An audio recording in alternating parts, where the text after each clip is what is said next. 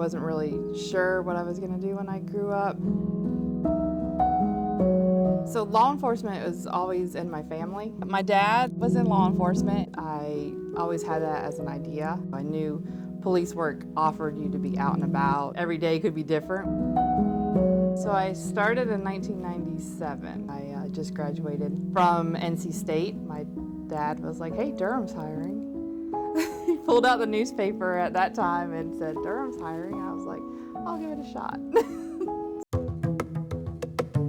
Back in 97, we had our own academy, so Durham led it, and we were at our Durham headquarters, so we started there. You were held to the same standards that the males had to do. Some of the upper body strength, yeah, I would struggle with. Push-ups, we had this wall that we had to climb over, and so, when I first tried it, I couldn't get over that wall. After time, it built you up. I was able to get over the wall.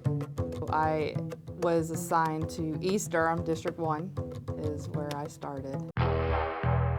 After I did my time on patrol, I went to what we called back then was Street Crimes Unit. That's where you handled a lot of the drug work, prostitution, gambling, at a street crime level. I got promoted to a lieutenant, and I was the lieutenant in District 2. And then I got promoted to the captain, and I was Chief's XO, Executive Officer. Do an active assailant call at the 3700 block of Mayfair Avenue.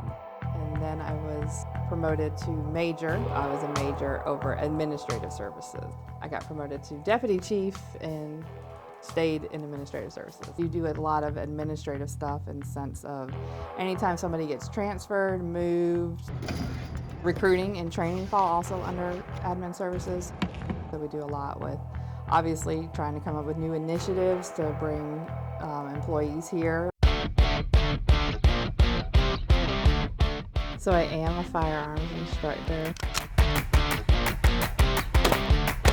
Funny story with that was when I was in the academy, I thought I'd like firearms, and I found that I hated it. I even contemplated quitting because I was like, I feel like maybe this just isn't for me. And I never had a problem, qualifying or shooting, but I just always got stressed out. I didn't like it. Years go by, training asked if they were looking for more female firearms instructors, and I was like, no, I do not want to go to firearms school. And then I talked it over with my husband, and he was like, you should go.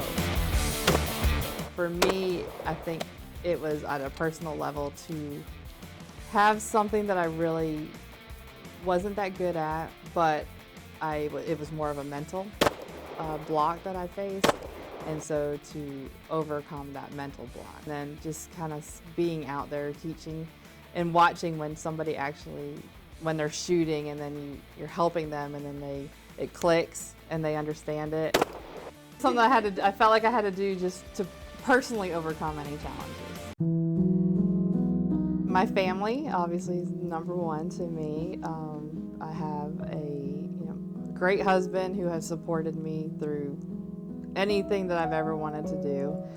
And we have a daughter, and I also have a stepson. Being a police officer with kids does, get difficult, but if you have a good support system, you don't really even notice it. But my dad is in law enforcement, and currently my brother is also with the Durham Police Department. Durham PD it's just been my home since I started it. I've loved every day of it.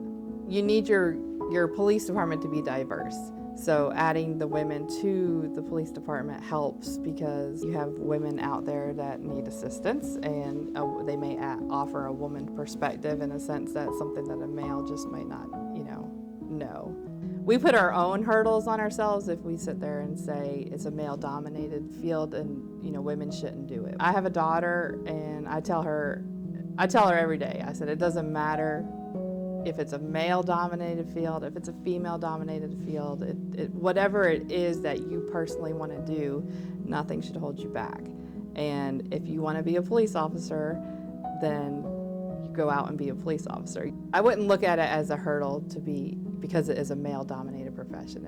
If it's your passion, then you will succeed at whatever you do.